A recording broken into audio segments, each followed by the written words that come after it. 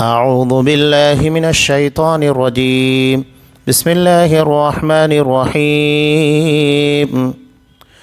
لله ما في السماوات وما في الأرض وإن تبدوا ما في أنفسكم أو تخفوه يحاسبكم به الله فيغفر لمن يشاء ويعذب من يشاء والله على كل شيء قدير. آمن الرسول بما أنزل إليه من ربه والمؤمنون كل آمن بالله وملائكته وكتبه ورسله لا نفرق بين أحد من رسله وقالوا سمعنا وأطعنا غفرانك ربنا وإليك المصير. لا يكلف الله نفسا إلا وسعها لها ما كسبت وعليها ما اكتسبت ربنا لا تؤاخذنا إن نسينا أو أخطأنا ربنا ولا تحمل علينا إصرا كما حملته على الذين من قبلنا ربنا ولا تحملنا ما لا طاقة لنا به واعف عنا واغفر لنا وارحمنا أنت مولانا فانصرنا على القوم الكافرين. آسمانوں اور زمین کی ہر چیز اللہ تعالیٰ ہی کی ملکیت ہے. تمہارے دلوں میں جو کچھ ہے اسے تم ظاہر کرو یا چھپاؤ، اللہ تعالیٰ اس کا حساب تم سے لے گا. پھر جسے چاہے بخشے اور جسے چاہے سزا دے، اور اللہ تعالیٰ ہر چیز پر قادر ہے. رسول ایمان لایا اس چیز پر جو اس کی طرف اللہ کی جانب سے اتری، اور مومن بھی ایمان لائے. یہ سب اللہ تعالیٰ اور اس کے فرشتوں پر اور اس کی کتابوں پر اور اس کے رسولوں پر ایمان لائے. اس کے رسولوں میں سے کسی میں ہم تفریق نہیں کرتے. انہوں نے کہہ دیا ہم نے سنا اور اطاعت کی، ہم تیری بخشش طلب کرتے ہیں اے ہمارے رب، اور ہمیں تیری ہی طرف لوٹنا ہے. اللہ تعالیٰ کسی جان کو اس کی طاقت سے زیادہ تکلیف نہیں دیتا. جو نیکی وہ کرے وہ اس کے لیے، اور جو برائی وہ کرے وہ اس پر ہے. اے ہمارے رب، اگر ہم بھول گئے ہوں یا خطا کی ہو تو ہمیں نہ پکڑنا. اے ہمارے رب، ہم پر وہ بوجھ نہ ڈال جو ہم سے پہلے لوگوں پر ڈالا تھا. اے ہمارے رب، ہم پر وہ بوجھ نہ ڈال جس کی ہمیں طاقت نہ ہو، اور ہم سے درگزر فرما اور ہمیں بخش دے اور ہم پر رحم فرما. تو ہی ہمارا مالک ہے، ہمیں کافروں کی قوم پر غلبہ عطا فرما. سورہ بقرہ آیت نمبر 283 سے آیت نمبر 286. محترم حاضرین، عزیز ماں اور بہنوں، یہ سورہ بقرہ کی اخیر کی 3 آیات ہیں. اس سے قبل جو باتیں آپ کے سامنے آئی تھیں، اللہ نے صدقے کا حکم دیا اور سودی لین دین سے منع کیا. اس کے بعد قرض کے تعلق سے احکامات پچھلی آیت کے اندر گزرے ہیں. یہاں صدقہ و خیرات کے ضمن میں اللہ بیان کر رہا ہے کہ اگر ہم کسی ضرورت مندوں کو دیتے ہیں یا کسی پر خرچ کرتے ہیں تو یہ مت سمجھیے کہ ہم مالک بن بیٹھے. اللہ نے ہمیں وقتی طور کے پر مالک بنایا ہے. حقیقت میں تمام چیزوں کی ملکیت اللہ ہی کے اختیار میں، سب چیزوں کا مالک اللہ ہے. اسی چیز کو اللہ نے یہاں بیان کیا، للہ ما فی السماوات و ما فی الارض. آسمان و زمین کی تمام چیزیں اللہ کی ملکیت ہے، ہم بھی اللہ کی ملکیت ہے، اور اللہ نے جو مال و دولت، عزت، شہرت، تمام چیزیں عطا کی سب اللہ کی ہے. یہ وہ عقیدہ ہے جو ہمیں تکبر سے اور لوگوں کے درمیان اپنے آپ کو بڑا ظاہر کرنے سے روکتا ہے. جن لوگوں کے اندر اللہ تبارک و تعالیٰ کے اس عقیدے کی بو پائی جائے گی اس کے اندر تکبر کبھی نہیں ہوگا. اس لیے کہ معلوم ہے کہ جو کچھ ہے وہ میرا نہیں، سب اللہ کا ہے. جو کچھ عطا کیا وہ اسی کا ہے اور سب اسی کی طرف لوٹ کر جانے والا ہے. وَإِن تُبْدُوا مَا فِي أَنفُسِكُمْ أَوْ تُخْفُوهُ يُحَاسِبْكُم بِهِ اللَّهُ، کہ تم جو چیزیں ظاہر کرو یا چھپاؤ، اللہ ہر چیز کو جانتا ہے اور اس کا حساب لے گا۔ فَيَغْفِرُ لِمَن يَشَاءُ وَيُعَذِّبُ مَن يَشَاءُ، تو جس کو چاہے بخش دے اور جسے چاہے سزا دے۔ اس آیت کے نازل ہونے کے بعد اصحاب کرام کے درمیان کافی فکر پیدا ہوئی اور انہوں نے نبی کریم صلی اللہ علیہ وسلم کو اس ضمن میں آ کر بیان بھی کیا، اور انہوں نے کہا کہ اللہ کا رسول، نماز، روزہ، زکوٰۃ، یہ وہ سارے اعمال ہیں جن کا ہمیں حکم دیا گیا ہے، ہم اسے بجا لاتے ہیں کیونکہ یہ ہماری طاقت سے بالا نہیں ہے، لیکن دل میں پیدا ہونے والے وسوسے، خیالات، ان چیزوں پر ہمارا اختیار نہیں ہے۔ ہم کوئی اچھے طریقے سے جانتا ہے دل میں کیا سوچ پیدا ہو جائے، کیا وسوسہ آ جائے، کیا سوچنے لگ جائے، انسان کا ان تمام چیزوں کے پر قابو نہیں ہے۔ لیکن اللہ یہاں پر یہ کہہ رہا ہے کہ جو چیزیں ہم دل کے اندر چھپائیں یا اس کو ظاہر کریں، اللہ تمام چیزوں کے بارے میں علم رکھتا ہے، اور وہ چاہے تو اس کا حساب لینے کے بعد اس کی سزا دے یا تو معاف کرے۔ اب یہاں خاص طور سے ایک اہم بات یاد رکھیے گا کہ دل کے اندر پیدا ہونے والے خیالات یہ دو طرح کے ہیں۔ ایک تو وہ ہے جو عقیدے سے جڑا ہوا ہے، یعنی انسان کے ذہن و دماغ کے اندر، اب یہاں پر آپ دیکھیے نیت ہے، عقیدہ ہے، یہ ساری چیزیں اگر دیکھا جائے تو اعمال اسی کے پر منحصر ہوتے ہیں نا۔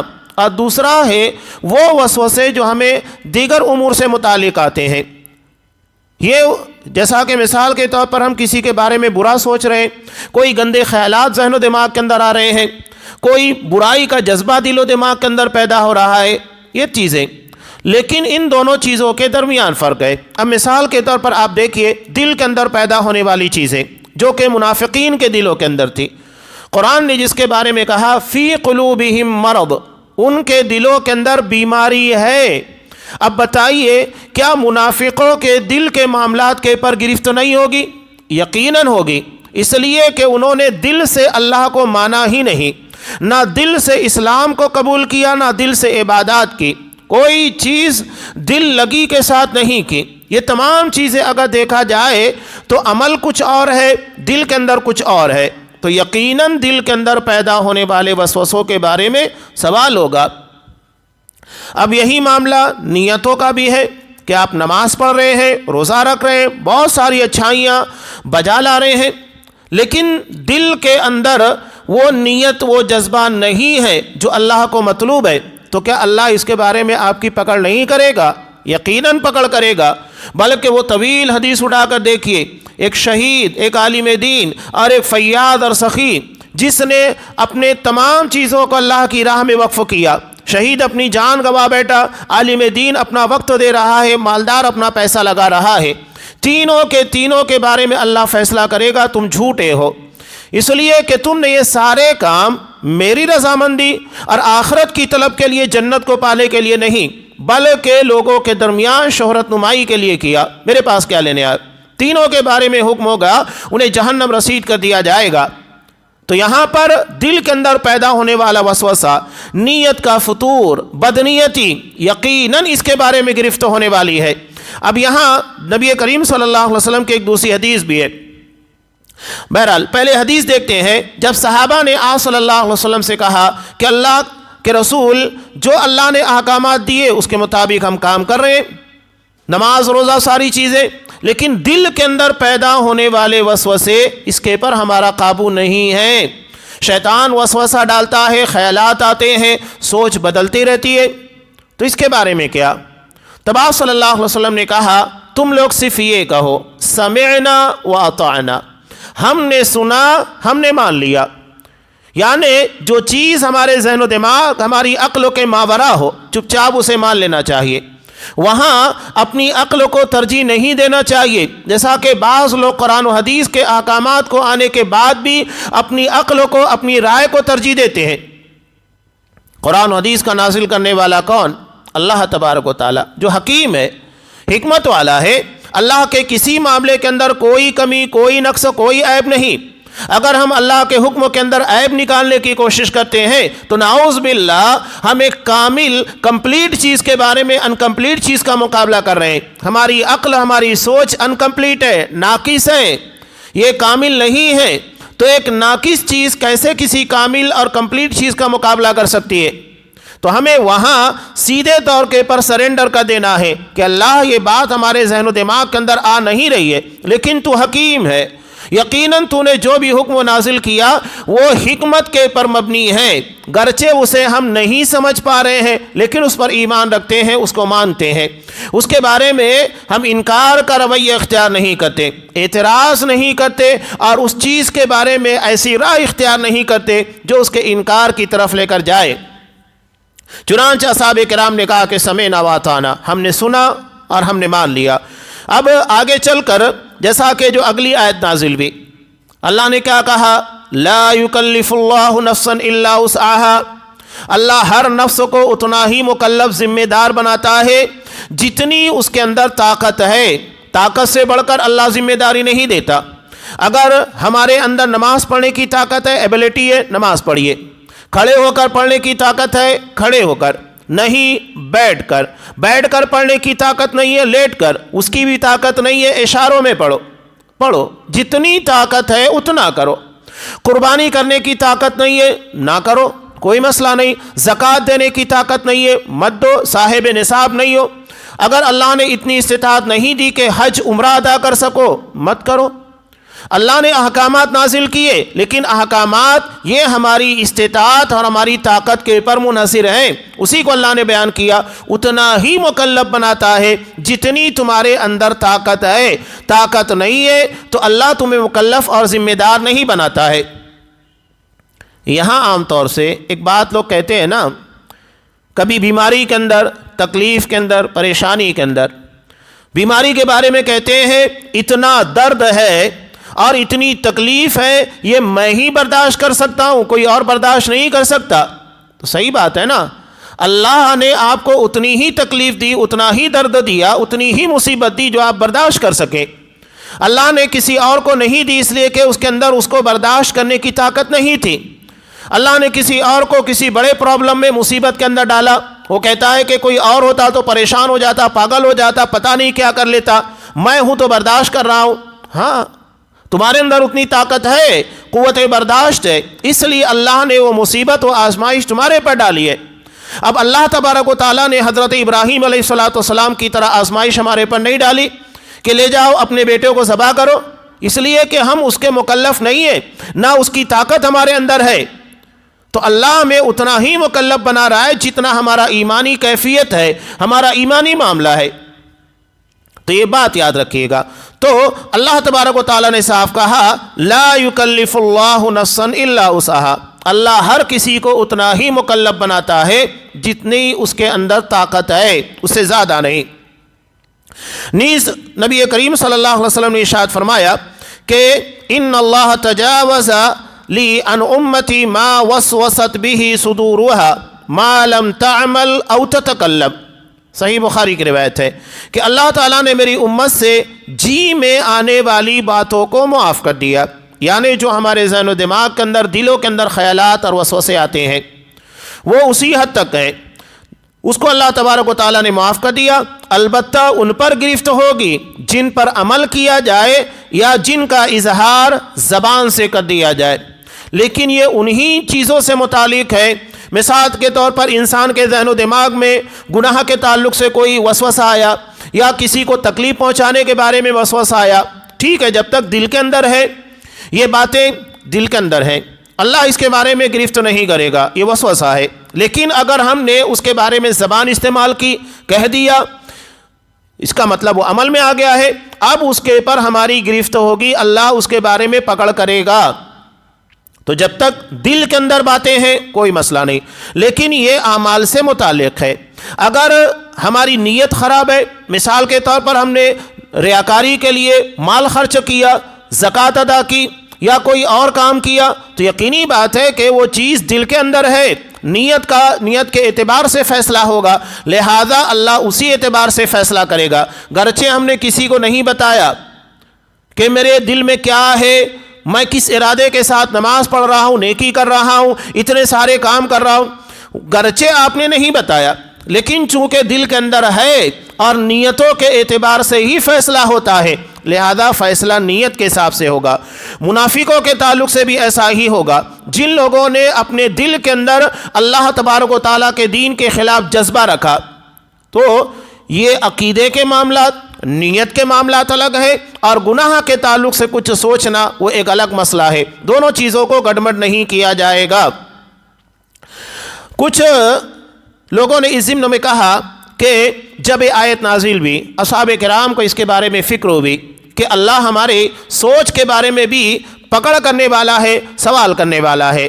تو اس ضمن میں کچھ لوگوں نے کہا کہ حقیقت یہ ہے کہ جب یہ چیزیں نازل ہوئی تو اللہ نے اسے منسوخ کر دیا اگلی آیت سے کہ لا یکلف اللہ نفسا الا وسعہا. اللہ ہر کسی کو اتنا ہی مکلف ذمہ دار بناتا ہے جتنی اس کو طاقت ہے. تو کچھ کہتے ہیں کہ منسوخ ہو گئی اس آیت کے نازل ہونے کے بعد, یعنی اب دل کے اندر کچھ وسوسہ آئے گا, اس کے بارے میں گرفت نہیں ہوگی. اور آپ صلی اللہ علیہ وسلم نے بھی کہا کہ اللہ نے میری امت کے وسوسوں کے معاملات کو درگزر کر دیا ہے جب تک کہ اس کے بارے میں بات نہ کرے یا عمل نہ کرے. کچھ لوگ کہتے ہیں کہ دراصل یہ اسی کی تشریح ہے, وضاحت ہے کہ اللہ کن چیزوں کو پکڑے گا, کن کو نہیں پکڑے گا. اور آخرت کا معاملہ بھی ایسا ہے کہ اللہ حساب تو تمام چیزوں کا لے گا, محاسبہ ہر چیز کا ہونے والا ہے, لیکن اللہ چاہے تو معاف کرے گا یا اس کو سزا دے گا, یہ اللہ کے اختیار کی بات ہے. لیکن جو آیت حدیث آتی ہے اس کی بنیاد کے پر یہ معلوم ہوتا ہے کہ وسوسہ جو گناہوں یا دیگر اعمال سے متعلق ہوتا ہے, اللہ اس کے بارے میں درگزر کرے گا, معاف کرے گا. اللہ اس کے بارے میں گرفت کرنے والا نہیں ہے. اب یہاں قرآن مجید میں جو چیزیں بیان کی گئی ہیں کہ وَإِن تُبْدُوا مَا فِي أَنفُسِكُمْ أَوْ تُخْفُوهُ, کہ جو گناہ تم اپنے دلوں کے اندر یا نیکی چھپاؤ یا اس کو ظاہر کرو, اللہ اس کا حساب لینے والا ہے. اس ضمن میں نبی کریم صلی اللہ علیہ وسلم اللہ تبارک و تعالیٰ سے دعا مانگا کرتے تھے, اللہ سے مدد طلب کرنا ہے کہ یہ چیزیں جو ہماری فطرت کی کمزوری ہے, ہم کیسے اس کمزوری کو دور کریں. اللہ سے اس کے لیے دعا مانگنا چاہیے. نبی کریم صلی اللہ علیہ وسلم اللہ سے دعا مانگتے ہوئے کہا کرتے تھے, جیسا کہ مشکات المصابیح کی روایت میں ہے, اللہم طہر قلبی من النفاق وعملی من الریا ولسانی من الکذب وعینی من الخیانہ فإنک تعلم خائنۃ الأعین وما تخفی الصدور. حضرت ام معبد رضی اللہ تعالیٰ عنہ فرماتی ہے کہ آپ صلی اللہ علیہ وسلم اللہ سے دعا مانگتے ہیں, اللہم طہر قلبی من النفاق, کہ اللہ میرے دل کو نفاق سے محفوظ رکھ, پاک و صاف رکھ, دل کے اندر نفاق نہ ہو. اس لیے کہ اگر یہ چیز پیدا ہو گئی سارے اعمال ضائع ہوں گے, سب برباد ہو جائے گا, کسی عمل کا ثواب اللہ کے یہاں ملنے والا نہیں ہے. تو سب سے پہلی چیز اپنے دل کے بارے میں, نفاق کے بارے میں بہت چوکنا رہنا چاہیے. ایک تابعی کہتے ہیں کہ میں نے کئی سو اصحاب کرام سے ملاقات کی, کوئی صحابی ایسا نہیں تھا جو نفاق کے بارے میں ڈرتا نہ ہو. حضرت عمر فاروق رضی اللہ تعالیٰ عنہ کا بڑا پیارا جملہ ہے. وہ کہتے ہیں وہ اتنا ڈرا کرتے تھے کہ حضرت حذیفہ رضی اللہ تعالیٰ عنہ نبی کریم صلی اللہ علیہ وسلم کے رازدار تھے. آپ نے منافقوں کا نام ما ولدیت ان کو بتایا تھا اور منع کیا تھا کسی کو بتانا نہیں, چنانچہ انہوں نے نبی کے اس راز کو کسی کو نہیں بتایا. حضرت عمر فاروق رضی اللہ تعالیٰ عنہ نے ان سے سوال کیا, حذیفہ میں صرف یہ جاننا چاہتا ہوں کہ جن منافقین کی لسٹ, نام اور ولدیت اللہ کے رسول صلی اللہ علیہ وسلم نے تمہیں بتائی ہے, مجھے نہیں جاننا ہے, مجھے صرف یہ جاننا ہے کہ اس لسٹ میں کہیں عمر کا نام تو نہیں ہے. کہا کہ نہیں, رونگٹے کھڑے کر دینے والی بات ہے. حضرت عمر فاروق جیسی شخصیت جن کو نبی کریم صلی اللہ علیہ وسلم نے کئی مقامات کے پر جنتی ہونے کی بشارت دی, اور یہ بھی کہا کہ میرے بعد اگر کوئی نبی ہوتا تو عمر ہوتے. ہر امت کے اندر ایک ملہم ہوتا ہے, محدث ہوتا ہے, اللہ تبارک و تعالیٰ جن کے دلوں کے اندر اپنی شریعت کی باتوں کو ڈالتا ہے، وہ مطالبہ کرتا ہے، شریعت اس کے مطابق نازل ہوتی ہے۔ انہوں نے مطالبہ کیا پردے کے بارے میں، پردے کی آیات نازل بھی۔ انہوں نے مطالبہ کیا شراب کی حرمت کے بارے میں، شراب کو حرام کرا دیا گیا۔ انہوں نے مطالبہ کیا کہ مقام ابراہیم کو نماز پڑھنے کی جگہ بنا لی جائے، اللہ نے حکم دیا وَاتَّخِذُوا مِن مَقَامِ إِبْرَاهِيمَ مُصَلًّى، کہ مقام ابراہیم کو نماز پڑھنے کی جگہ بنا لو۔ اتنا اعزاز، اس کے بعد بھی نفاق سے ڈر رہے ہیں۔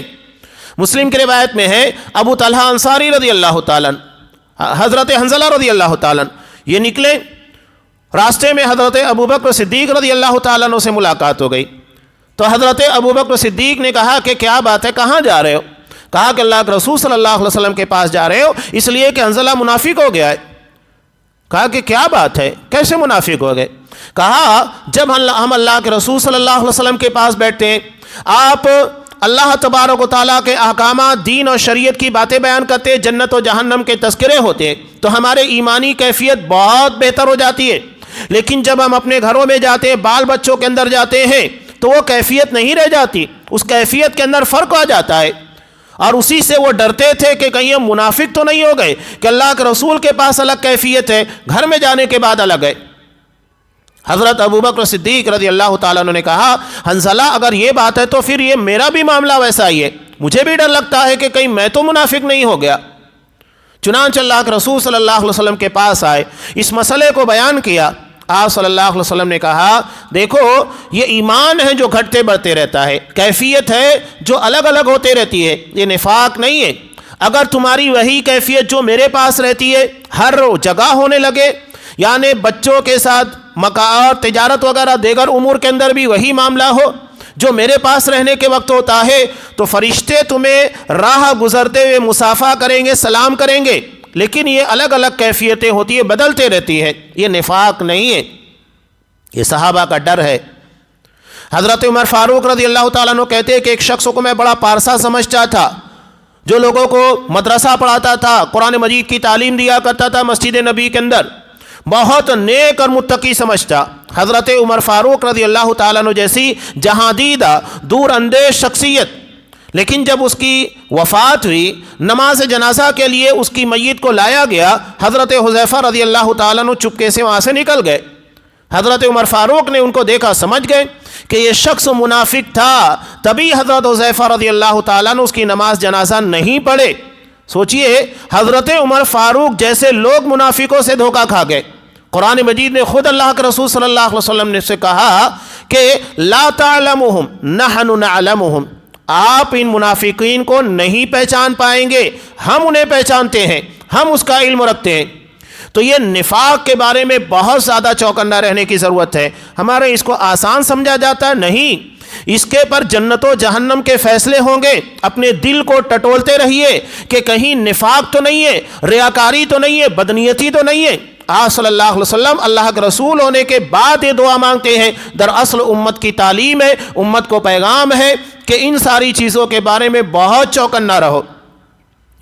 وَعَمَلِي مِنَ الرِّيَا، اور میرے عمل کو ریاکاری سے محفوظ رکھ، وَلِسَانِي مِنَ الْكَذِبِ، اور میری زبان کو جھوٹ سے۔ سوچئے اللہ کے رسول صلی اللہ علیہ وسلم نے جو دعائیں مانگی ہے کتنی پیاری ہے، کتنی جامع دعائیں ہیں۔ کیا ہماری زبانیں جھوٹ سے پاک ہیں؟ کیا ہم کاروبار، گھر کے اندر، دیگر معاملات کے اندر سچ بولتے ہیں؟ یہ ہم خود فیصلہ کر سکتے ہیں، ہمارے سچ اور جھوٹ کا فیصلہ کسی اور سے نہیں کروانا ہے کہ کوئی اور اگر فیصلہ کرے گا کہ آپ سچ بول رہے ہیں جھوٹ بول رہے ہیں۔ انسان اپنے سچ اور جھوٹ کو سب سے بہتر جانتا ہے، تو اپنا فیصلہ خود کیجئے گا۔ ہماری زبان سچائیوں کے بارے میں کھلتی ہے یا جھوٹ کے بارے میں؟ ہم کتنا سچ بولتے ہیں، کتنا جھوٹ بولتے ہیں، جبکہ جھوٹ بولنا ایمان کے منافی ہے۔ آپ صلی اللہ علیہ وسلم جب اصحاب کرام مسلمان ہوتے تو اس میں عہد و پیمان کے وقت ایک بات کا اعادہ کیا جاتا تھا، عہد کیا جاتا تھا، وہ کیا تھا؟ ہم سچ بولیں گے، جھوٹ نہیں بولیں گے۔ یہی وجہ ہے کہ جتنی روایتیں آتی ہیں، روایتوں میں جتنے راوی ہوں گے، ہر کسی کو سچ اور جھوٹ کی کسوٹی کے پر، عدالت ثقاہت کے پر تولا جاتا ہے، اس کے پر پرکھا جاتا ہے۔ لیکن اگر صحابی آ گیا تو وہاں معاملہ ختم ہو جاتا ہے. صحابی کے بارے میں یہ چیزیں نہیں ہوگی وہ سچ بول رہا ہے کہ نہیں، نعوذ باللہ. اس لیے کہ صحابی عہد کرتا تھا کہ ہمیشہ سچ بولوں گا، کبھی جھوٹ نہیں بولوں گا، اور جو عہد انہوں نے اللہ تبارک و تعالیٰ سے، رسول اللہ سے کیا اس پر قائم رہے. وہاں پر تحقیق نہیں ہوگی. صحابی کا نام آ گیا، بات ختم ہو گئی، اس کی ہر بات کو من ون تسلیم کیا جائے گا. اس کے بعد آپ صلی اللہ علیہ وسلم دعا مانگتے تھے وَعَيْنِي مِنَ الْخِيَانَةِ، میری نگاہ کو خیانت سے. خیانت، نگاہوں کی خیانت کیا ہے؟ جو چیزیں آپ کو نہیں دیکھنا چاہیے مت دیکھیے نا. اگر آپ کسی کے گھر میں جا رہے ہیں اپنی نگاہوں کے بارے میں پابندی رکھیے، لحاظ کیجئے. آپ کسی کی ٹوہ میں مت پڑیے، ان چیزوں کو دیکھنے کی کوشش مت کیجئے جس کے بارے میں شریعت آپ کو اجازت نہیں دیتی ہے. آپ جاسوسی مت کیجئے، منع ہے ساری چیزیں. تو نگاہوں کو پابند بنانا شریعت کا، جو چیزیں دیکھنا ہے وہی دیکھیے. آپ صلی اللہ علیہ وسلم اگر کسی کے گھر کے پر جاتے تھے، دستک دینے کے بعد، آواز دینے کے بعد دروازے سے ہٹ جایا کرتے تھے، کنارے کھڑے ہوتے، تاکہ جب بندہ دروازہ کھولے تو سامنے ہماری نگاہ اس کے گھر کے اندر نہ جائے. یہ آداب ہیں ان ساری چیزوں کا. آپ صلی اللہ علیہ وسلم نے حکم دیا کہ اگر کوئی تمہارے گھر کے اندر تاک جھانک کرتا ہے اور تم کسی چیز کو پھینک کر اس کی آنکھ پھوڑ دو تو تمہارے پر کوئی جرم نہیں ہے، تمہیں پکڑا نہیں جائے گا. تو یہ اہم چیزیں ہیں شریعت جو ہمیں ہمارے اعمال اور ہمارے اخلاق اور معاملات کی اصلاح کر رہی ہے. فَإِنَّكَ تَعْلَمْ خَائِنَةَ الْأَعْيُنِ وَمَا تُخْفِي الصُّدُورِ، اس لیے کہ تو نگاہوں کی خیانت اور دلوں کے راز کو اچھی طریقے سے جانتا ہے. بہت جامع دعا ہے، ہر مسلمان کو یہ دعا کرتے رہنا چاہیے کہ اللہم طہر قلبی من النفاق وعملی من الریا ولسانی من الکذب وعینی من الخیانہ. 4 اہم چیزوں کا تذکرہ: نفاق سے بچنے کا، ریاکاری سے بچنے کا، جھوٹ بولنے سے بچنے کا، اور نگاہوں کو خیانت سے بچانے کا. اگر ان ساری چیزوں سے بندہ اپنے آپ کو بچا لے تو یقینی بات ہے کہ وہ پکا مسلمان ہوگا. اس کے معاملات کے اندر وہ چیزیں ہوگی جو حقیقت میں ایک مسلمان کے اندر پائی جانی چاہیے. آپ صلی اللہ علیہ وسلم اسی طرح دعا مانگا کرتے تھے. اللہ سے مدد طلب کی جا رہی ہے تاکہ ہمارے معاملات بگڑے نہ، ہم اللہ کی گرفت میں نہ آ سکے، اللہ ہمیں نہ پکڑے. ایک بہت جامع دعا ہے صحیح ابن حبان کی. آپ صلی اللہ علیہ وسلم اللہ سے دعا مانگتے اللہم انی اعوذ بک من العجز والکسل والبخل والحرم والقسوة والغفلة والذلة والمسکنہ وأعوذ بك من الفقر والكفر والشرك والنفاق والسمعة والرياء وأعوذ بك من الصمم والبكم والجنون والبرص والجذام وسيء الأسقام. کہ اللہ میں تجھ سے بے بسی. کبھی کبھی انسان بڑے اچھے پلان بناتا ہے، منصوبے بناتا ہے، یا نیکی کی کرنے کی کوشش کرتا ہے، یا اپنے معاملات کو سنوارنے کی کوشش کرتا ہے، لیکن بے بس ہو جاتا ہے، نہیں کر پاتا ہے، حالات اس کے موافق نہیں بن پاتے. نیت ارادے بہت اچھے ہیں، پلاننگ بڑی اچھی ہے، لیکن بے بس ہو جاتا ہے. ایسے اسباب نہیں پیدا ہو پاتے جو اس کے معاملات کو آسان بنا سکے. تو بے بسی سے پناہ طلب کرتے ہیں. سستی کا مطلب کیا ہے؟ اسباب مہیا ہے، سب کر سکتے ہیں، لیکن دل آمادہ نہیں ہو رہا ہے اس کام کے کرنے کے لیے، نہ نماز پڑھنے کے لیے، نہ کام کرنے کے لیے، نہ دیگر امور کے لیے. انسان سارے اسباب کے مہیا ہونے کے باوجود بھی وہ چیز نہیں کر سکتا. بخیلی یہ بھی بڑی عجیب چیز ہے. مال ہونے کے بعد انسان اسے خرچ نہ کرے، یہ اس کے لیے وبال جان بن جانے والا ہے. بڑھاپا، جہاں انسان کمزور پڑ جاتا ہے، بہت ساری چیزیں چاہ کر بھی نہیں کر پاتا، دوسروں کا محتاج بن جاتا ہے. سختی، جو چیز ناپسندیدہ ہے، بلا وجہ کی سختیاں. ہاں، جہاں سختی کرنا ہے بچوں کے لیے، نماز کے لیے، ان کے اخلاق، ان کی تربیت کو بہتر بنانے کے لیے آپ کیجئے. ایک حد تک غفلت، لاپرواہی، ذلت، مسکنت، یہ ساری چیزیں کفر و شرک و فقر و نفاق، ریاکاری، گونگا پن، جنون، یہ ساری چیزیں اور برائیاں ایک جامع ترین دعا ہے جس میں انسان وہ ساری چیزیں مانگ رہا ہے جو اس کی دنیا کو سنوارنے والی ہے. یہ وہ آیت تھی جس کے بارے میں اللہ تبارک و تعالیٰ نے کہا کہ آسمان و زمین کی تمام چیزیں اللہ کی ملکیت ہے، اس کی وضاحت تھی. اب آگے کی جو 2 آیتیں ہیں، آمن الرسول سے لے کر فانصرنا علی القوم الکافرین تک، اس کے بارے میں نبی کریم صلی اللہ علیہ وسلم نے ارشاد فرمایا جب آپ معراج میں گئے وہاں آپ کو 3 بڑے تحفے عطا کیے گئے۔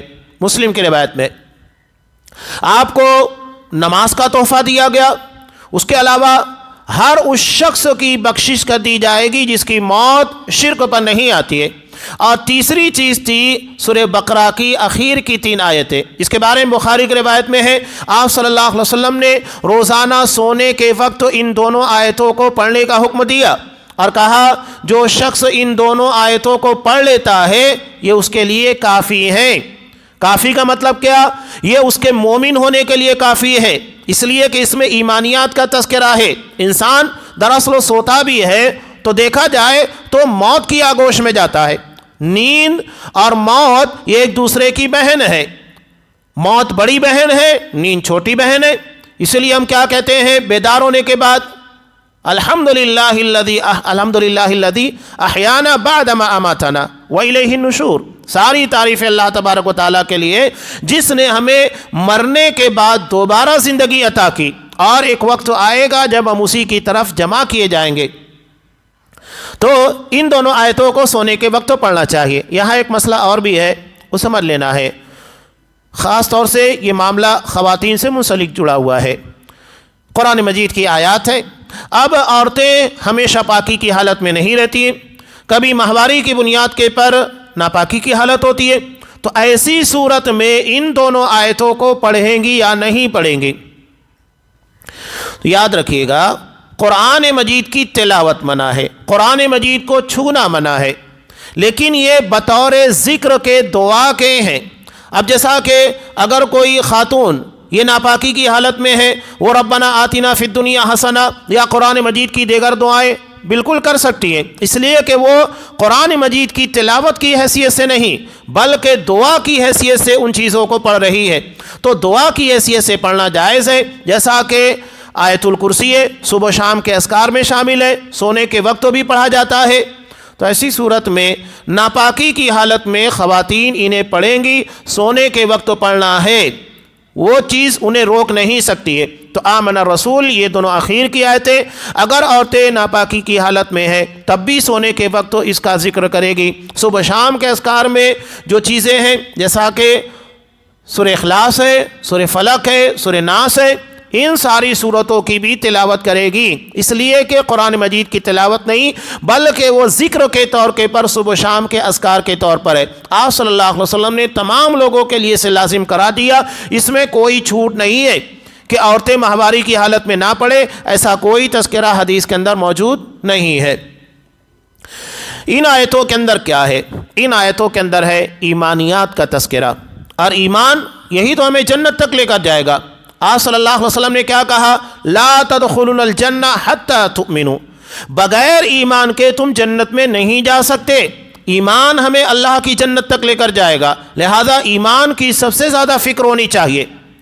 تو یہاں تذکرہ ہے رسول ایمان لے کر آیا جو اس کے پر نازل کیا گیا۔ یہاں اس پر کچھ باتیں پیش کرنے سے قبل معراج میں آپ صلی اللہ علیہ وسلم کو جو چیزیں عطا کی گئی، 3 چیزیں تھیں، نماز، سورہ بقرہ کی اخیر کی 2 آیات، اور ہر اس شخص کی بخشش جس کی موت شرک کے پر نہ آتی ہو۔ اب آپ دیکھیے ان آیتوں میں کن چیزوں کا تذکرہ ہے؟ ایمانیات کا، جو ہمیں شرک سے بچاتی ہیں۔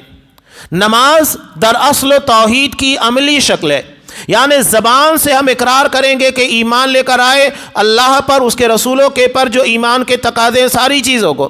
نماز ہم عملی طور کے پر بجا لاتے ہیں کہ اللہ تو ہی ہمارا معبود ہے، تیری ہی عبادت کریں گے۔ یہ دونوں چیزیں ہو گئی، یعنی زبان سے اقرار اور عمل کے ذریعے نماز پڑھ کر ثابت کرنا کہ اللہ تو ہی ہمارا معبود ہے۔ اور تیسری چیز جو بتائی گئی ہے کہ اللہ ہر اس شخص کی بخشش کرے گا جس کی موت شرک کے پناہی ہو، یہ دراصل توحید کا بدلہ ہے۔ تینوں چیزیں ایک دوسرے سے جڑی ہوئی ہیں، اس میں توحید کا تذکرہ، نماز توحید کی عملی شکل ہے، اور قیامت کے دن ہر اس شخص کی بخشش جس کی موت شرک پر نہ آئی، یہ توحید کا انعام ہے، ایک دوسرے سے منسلک اور جڑی ہوئی ہے۔ اللہ فرماتا ہے رسول ایمان لے کر آیا جو اس کے پر نازل ہوا، رسول کے پر جو بھی نازل ہوا، سب سے پہلے رسول ایمان لاتا ہے۔ آپ صلی اللہ علیہ وسلم کے پر قرآن نازل ہوا، شریعت نازل ہوئی، سب سے پہلے رسول اس کے پر ایمان لاتا ہے۔ اور والمؤمنون سارے مومن اس کے پر ایمان لاتے ہیں۔ یہ سارے کے سارے کس پر ایمان لا رہے ہیں؟ باللہ، اللہ پر۔ اب اللہ پر ایمان کے تقاضے آپ دیکھیے، پوری تفصیل ہے، اگر آپ گھنٹوں اس کے پر بحث کریں ختم ہونے والی نہیں ہے۔ اللہ پر ایمان لانے کا مطلب کیا ہے؟ اختصاراً یہ سمجھ لیجئے، اللہ موجود ہے، اللہ تبارک و تعالیٰ ہی عبادت کے لائق ہے، اللہ کے جیسا کوئی نہیں ہے، اللہ کی ذات و صفات میں کوئی اس کا شریک اور ساجی نہیں ہے، صرف اسی کی عبادت کرنا ہے اور اللہ کے سوا عبادت کے لائق کسی اور کو نہ مانا جائے۔ یہ اللہ پر ایمان کا تقاضا ہے، جو کہے اسے ماننا ہے، وہی ہمارا خالق، وہی ہمارا مالک ہے۔ اس کے بعد ہے وملائکتی، فرشتوں کے پر ایمان۔ اب یہاں فرشتوں کے تعلق سے اکثر میں ایک بات کی وضاحت کرتا ہوں۔ ہم دیکھتے ہیں کہ فرشتوں کے تعلق سے ہندو دھرموں کے اندر بھی عقیدہ پایا جاتا ہے، یمدوت موت کا فرشتہ، راجدوت حکومت دینے والا فرشتہ، میگدوت بارش برسانے والا فرشتہ، یعنی ان لوگوں کے یہاں پر بھی فرشتوں کا عقیدہ اور تصور موجود ہے۔ لیکن ہمارے اور ان کے درمیان اعتقادی طور کے پر بہت بڑا فرق ہے۔ ہم فرشتوں کے تعلق سے کیا یقین رکھتے ہیں؟ ہمارا ایمان یہ ہے کہ یہ اپنے اختیار اپنی مرضی سے کچھ نہیں کرتے، جو اللہ آرڈر دیتا ہے اتنا ہی کرتے ہیں، اس میں کوئی کمی بیشی نہیں کرتے۔ اب یہاں پر ان لوگوں کا عقیدہ یہ ہے کہ اگر کوئی بارش کا فرشتہ ہے، اپنی مرضی سے جہاں چاہے جتنی چاہے بارش نازل کر سکتا ہے، اور موت کا فرشتہ جب چاہے کسی کے پران نکال سکتا ہے۔ نہیں، یہ ہمارا عقیدہ ہے ہی نہیں۔ اصل عقیدہ یہی ہے کہ سب اللہ کے ماتحت اللہ کے تابع ہیں، اس کے آرڈر کے بغیر کوئی کام نہیں کرتے۔ صاف کہتا ہے فرشتے نوری مخلوق ہے، اللہ نے ان کو نور سے پیدا کیا، ان کے اندر انسانوں کی طرح جوڑا نہیں ہے، جس طرح مرد اور عورت کا جوڑا ہوتا ہے، نہ ان کی نسلیں چلتی ہیں، نہ اللہ نے ان لوگوں کو کسی چیز کا محتاج بنایا، انہیں نہ سونے کی ضرورت پیش آتی ہے، نہ کھانے کی، نہ قضائے حاجت، ان ساری چیزوں سے اللہ نے ان لوگوں کو پاک و صاف مبرہ رکھا ہے۔ فرشتوں میں سب سے افضل اور بہترین اونچا مقام رکھنے والے حضرت جبرائیل علیہ السلام ہے، مشہور فرشتوں کا نام کا تذکرہ ہے، ہر چیز کے لیے اللہ نے فرشتوں کو رکھا ہے۔ ملک الموت الگ ہے جو کہ موت دینے والا فرشتہ ہے، بارش کے لیے اللہ نے الگ فرشتہ رکھا ہے، ہر چیز کے پر متعین ہے، یہاں تک کہ بچہ دانی کے پر جب بچہ پیدا ہونے لگتا ہے اس کے معاملات کو لکھنے کے لیے اللہ نے فرشتے رکھے، ہر جگہ کے پر، آسمان کے پر فرشتوں کی اتنی بڑی تعداد جس کا ہم تصور نہیں کر سکتے۔ اس کے بعد ہے کتابیں وکتبہ، اللہ کی نازل کردہ کتابیں، جتنی کتابیں، جن کتابوں کا نام معلوم ہے نام کے ساتھ، اور جن کا نام نہیں معلوم ہے، اللہ نے جو بھی کتابیں نازل کی، صحف ابراہیم، صحف موسیٰ، سب کے پر ہمارا ایمان و یقین ہے۔ تورات ہے، انجیل ہے، زبور ہے، سب کے پر ایمان رکھنا ہے، کسی بھی کتاب کا ہم انکار نہیں کر سکتے۔ یہی معاملہ فرشتوں کا بھی ہے، اگر کوئی کسی ایک فرشتے کا بھی انکار کرے گا تو اس کا ایمان معرض خطر میں آ جائے گا۔ ملائکہ میں تمام فرشتے آ جاتے ہیں، کتابوں میں ساری کتابیں آ جاتی ہیں، رسولوں میں سارے رسول آ جاتے ہیں، کسی ایک رسول کا، ایک فرشتے کا، ایک کتاب کا انکار کرنا حقیقت میں تمام چیزوں کا انکار ہوگا۔ یہ ایمان کے بہت اہم اصول و ضابطے ہیں۔ اس کے بعد ہے رسولوں کا۔ رسولوں کے تعلق سے اللہ نے یہاں پر خاص طور سے ارشاد فرمایا لا نفرق بین احد من رسلی، ہم رسولوں کے درمیان کوئی تفریق نہیں کرتے، یعنی مقام رسالت کے پر تمام کے تمام رسول برابر ہیں۔ اور تفریق کا مطلب کیا ہوتا ہے؟ جیسا کہ یہودیوں نے حضرت عیسیٰ علیہ السلام کو نہیں مانا، آپ صلی اللہ علیہ وسلم کا انکار کر دیا، عیسائیوں نے آپ صلی اللہ علیہ وسلم کو نہیں مانا، نہیں، فرق نہیں، جتنے بھی رسول اللہ نے بھیجے ہیں سارے رسولوں کے پر ہمارا ایمان ہے، کسی کا انکار نہیں۔ تفریق کا مطلب یہ بھی ہے کہ کسی کو ماننا کسی کو نہیں ماننا، تفریق نہیں کریں گے، سارے کے سارے اپنی جگہ کے پر اللہ کے رسول ہیں، ہر کسی کے پر ہمارا ایمان و یقین ہے۔ ہاں، اطاعت و فرما برداری صرف رسول اللہ صلی اللہ علیہ وسلم کی ہوگی، اس لیے کہ ہم اللہ کے رسول کے امتی ہیں اور انہی کے تابع فرمان ہیں۔ وقالوا سمعنا واطعنا، انہوں نے کہا کہ ہم نے سنا اور مان لیا۔ یہی ہر مومن کا شیوا ہے، سننا اور مان لینا۔ غفرانک ربنا، اے ہمارے پروردگار ہمارے گناہوں کو بخش دے، یعنی اگر اس کے اندر کوئی کمی کوتاہی رہ جائے، جیسا تقاضا ہے، اگر اس کے اندر کوئی کوتاہی کر بیٹھے تو اس کے بارے میں ہماری مغفرت فرما، ہم تیری طرف لوٹ کر آنے والے ہیں۔ اس کے بعد سورہ بقرہ کی آخر آیت ہے جس میں دعائیں ہیں، یعنی بندہ عمل کے ساتھ ساتھ اللہ سے دعائیں مانگتا رہے۔ اس کے بعد اللہ یہاں پر دعا کیا سکھا رہا ہے؟ ربنا لا تؤاخذنا ان نسینا او اخطانا، اے ہمارے پروردگار اگر ہم بھول جائیں، غلطی کر بیٹھیں تو ہمارا مواخذہ نہ کرنا، معاف کرنا اپنے فضل و کرم کی بنیاد پر۔ ربنا ولا تحمل علینا اسرا، اے ہمارے پروردگار ہم پر وہ بوجھ نہ لادنا جو ہم سے پہلے لوگوں پر لادا گیا، یعنی شریعت کے احکامات ان لوگوں کے لیے بڑے سخت تھے، اور ان لوگوں کی نالائکی شرارت کی بنیاد پر حضرت اسرائیل جن کا نام یعقوب ہے، بیماری کی بنیاد کے پر انہوں نے اونٹ کا گوشت کھانا بند کر دیا۔ ہمارے ہاں بھی ڈاکٹر بیماری کے اندر بہت ساری چیزوں کو منع کر دیتے ہیں کہ آپ یہ مت استعمال کیجئے، تیل کا مت استعمال کیجئے، کھٹا مت استعمال کیجئے، گوشت مت استعمال کیجئے، تو حرام تھوڑی ہو جاتا ہے، وقتی طور پر ہوتا ہے۔ تو یہی معاملہ حضرت اسرائیل کا تھا، حضرت یعقوب علیہ السلام۔ اب یہودیوں نے اس کے بارے میں افواہ اڑا دی، کہا کہ اونٹ کا گوشت حرام ہے، اس لیے حضرت یعقوب علیہ السلام نہیں کھا رہے، اپنے پر حرام کرا دیا۔ اب اللہ نے ان لوگوں کے پر ان کی شرارت کی بنیاد کے پر اونٹ کا گوشت حرام کرا دیا، حالانکہ حقیقتاً وہ حرام نہیں تھا۔ اور اس کے علاوہ ذبیحے کے تعلق سے بھی ان لوگوں کے پر پابندی لگائی گئی، اس کی چربی استعمال نہیں کر سکتے۔ ہاں یہ الگ بات ہے کہ جو گوشت کے اندر لگی ہوئی ہے جس کو نہیں نکال سکتے اتنی استعمال کرنے کی اجازت ہے، یہ ان لوگوں کی شرارت کی وجہ سے تھا۔ اب ہمارے ان کے لوگ دیکھیے، عیسائیوں کے ہاں اگر کپڑے کے پر گندگی لگ جائے، پیشاب کے چھینٹے اڑ جائیں، اتنا کاٹنا ہے، اسے آپ صاف نہیں کر سکتے، لیکن اللہ نے ہمیں بڑی آسانیاں دی، آپ اسے پانی سے صابن لگا کر دھو لیجئے، وہ صاف ہو جائے گا، آپ نماز پڑھیے، دوبارہ استعمال کیجئے۔ ان لوگوں کے مقابلے میں اللہ نے بڑی آسان شریعت دی ہے، چنانچہ یہاں پر اللہ سے مطالبہ کیا جا رہا ہے پہلے لوگوں کی طرح بوجھ ہمارے اوپر نہ لادنا، یعنی ویسی شریعت کی ذمہ داریاں ہم کو نہ دینا۔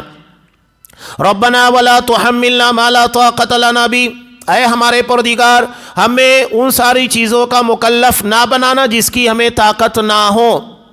اب یہاں بڑی عجیب بات ہے، دعا آپ پڑھتے جائیے نا، جتنی طاقت ہے اتنے ہی ذمہ دار ہے۔ طاقت نہیں ہے، جیسے مثال کے طور پر اگر آپ کے پڑوس کے اندر کوئی شخص بہت بیمار ہے، کینسر کا مریض ہے، آپ کے پاس پیسہ نہیں ہے تو آپ کیا کریں گے؟ آپ مکلف نہیں ہیں۔ جتنی طاقت تھی آپ اس کا ساتھ دے سکتے تھے، دیا، لیکن آپ کے پاس پیسہ ہے ہی نہیں تو کیا کریں گے؟ مکلف ہے۔ اللہ آپ سے سوال کرے گا کہ تیرے پڑوس کے اندر ایک بیمار تھا، ایک پیشنٹ تھا، وہ مر گیا، تو نے کچھ نہیں کیا؟ نہیں سوال کرے گا، اس لیے کہ اتنی طاقت تھی ہی نہیں۔ تو صاف اللہ کہہ رہا ہے، یہاں ہم اللہ سے مطالبہ کر رہے ہیں جتنی ہمارے اندر طاقت نہیں ہے ہمیں ان ساری چیزوں کے بارے میں مکلف نہ بنا۔ اب یہاں مسلمانوں کے درمیان بھی بڑا المیہ ہے۔ اب جیسا کہ فلسطین کا معاملہ یا دنیا میں مسلمانوں کا برما میں بھی جو معاملہ ہوا، اب یہ بتائیے یہاں پر بیٹھے بیٹھے ہم کیا کر سکتے ہیں؟ کچھ کر سکتے ہیں؟ جب نہیں کر سکتے، طاقت نہیں ہے، دعا کرتے رہیے، جتنی ذمہ داری اللہ نے دی ہے اتنے ہی مکلف ہے۔ طاقت سے بڑھ کر اللہ ہمیں ذمہ دار نہیں بناتا ہے۔ اب یہاں لوگوں کے درمیان کچھ ایسے ہوتے ہیں جو مسلمانوں کو بلا وجہ بھڑکاتے ہیں، دیکھو یہاں ایسا ہو رہا ویسا ہو رہا، کیا کرے تم؟ زبردستی پھر آندولن کرو، کچھ غلط سلط حرکتیں کرو اور اٹھا کر مسلمانوں کو جیل میں بھر دو۔ جتنی طاقت ہے نہیں، مکہ کی زندگی ہمارے سامنے، اللہ کے رسول صلی اللہ علیہ وسلم کے سامنے حضرت سمیہ رضی اللہ تعالیٰ نے ایک بوڑھی خاتون کو ابو جہل نے برہنہ کر کے شہید کر دیا۔ آپ صلی اللہ علیہ وسلم نے مسلمانوں نے کچھ کیا نہیں، طاقت تھی۔ اب یہاں لوگوں کو ورگلایا جاتا ہے، یہ دیکھو یہ ہو رہا ہے، کیا کرے تم؟ یہ بھڑکاؤ بیان، جذبات کو برانگیختہ کرنا، بلا وجہ جس کی طاقت نہیں ہے مسلمانوں کو لے جا کر پھنسا دینا، یہ تحریکی ذہنیت، یہ اسلامی مزاج کے خلاف ہے۔ جتنی طاقت ہے اتنے ہی ذمہ دار ہے، بلا وجہ اپنے آپ کو ہلاکت، تباہی، بربادی کے اندر قرآن مجید ہمیں ڈالنے سے منع کرتا ہے۔ وَلَا تُلْقُوا بِأَيْدِيكُمْ إِلَى التَّهْلُكَةِ، بلا وجہ اپنے آپ کو ہلاکت میں مت ڈالو، جتنی طاقت ہے اتنے ہی ذمہ دار ہو۔ ہم نہیں کچھ کر سکتے ہیں، اللہ نے ہمارے لیے دعاؤں کا راستہ رکھا ہے، کثرت کے ساتھ دعا کیجیے۔ اور ایک بڑی پیاری بات کہتا ہے، یہاں پیچھے ایک کلپ بھی وائرل بھی تھی اور بہت اہم بھی ہے۔ مسلمان مطالبہ کرتے ہیں کہ اسرائیل اتنا ظلم کر رہا ہے فلسطینیوں کے پر یا اور دیگر جگہوں کے پر مسلمانوں پر ظلم ہو رہا ہے، اللہ کی مدد کیوں نہیں آتی ہے؟ اس کا بہت پیارا جواب دیا، کہا کہ ابھی نماز کا وقت ہوتا، فجر کا وقت، آپ نے نماز پڑھی؟ نہیں پڑھی۔ جمعہ کے اندر تو صف وہاں تک لگتی ہے اور فجر میں سارے غائب ہو جاتے ہیں، تو اللہ نے تمہارے اس عمل کی بنیاد پر تم کو سزا دی؟ نہیں دی نا۔ جب اللہ تبارک و تعالیٰ تمہارے ساتھ اتنا درگزر کا معاملہ کر رہا ہے تو ان کے ساتھ بھی کر رہا ہے، ان کو بھی چھوٹ دے رہا ہے۔ اگر اللہ سختی کے پر آ جائے تو کوئی بچنے والا نہیں اللہ سے۔ ہم دوسروں کے بارے میں بڑے بڑے فیصلے کرتے ہیں، اپنے بارے میں ذرا غور کیجئے گا کہ ہم کتنی رسول کی مخالفت کرتے ہیں۔ قرآن مجید سورہ نور کے آخر میں کیا کہتا ہے؟ فَلْيَحْذَرِ الَّذِينَ يُخَالِفُونَ عَنْ أَمْرِهِ، جو اللہ کے رسول کی سنتوں کے مخالف ہیں انہیں وارن کیا جا رہا ہے، تنبیہ کی جا رہی ہے، دھمکی دی جا رہی ہے، ان تصیبہم فتنہ، کہ اللہ انہیں فتنوں کے اندر نہ ڈال دے، او یصیبہم عذاب علیم، یا انہیں دردناک عذاب دے۔ ہے اللہ کا بالکل کھلا ہوا وعدہ۔ اپنا جائزہ لیجئے، ہم رسول کی سنت کے مطابق، نمازیں ہماری سنت کے مطابق، نبی کی سنت کے مطابق، ہمارے چہرے، ہمارے پہناوے، ہمارے رہنے سہنے، کہاں کہاں نبی کی سنت کے مطابق کام کر رہے ہیں اور کتنی مخالفت ہے۔ قرآن تو صاف کہہ رہا ہے کہ جو بھی مخالفت کرے گا اللہ اسے فتنوں کے اندر، دردناک عذاب کے اندر ملوث کرے گا۔ اگر ہم اپنا جائزہ لینے لگ جائیں تو خود معلوم ہوگا کہ کتنی مخالفتیں ہمارے اندر موجود ہیں۔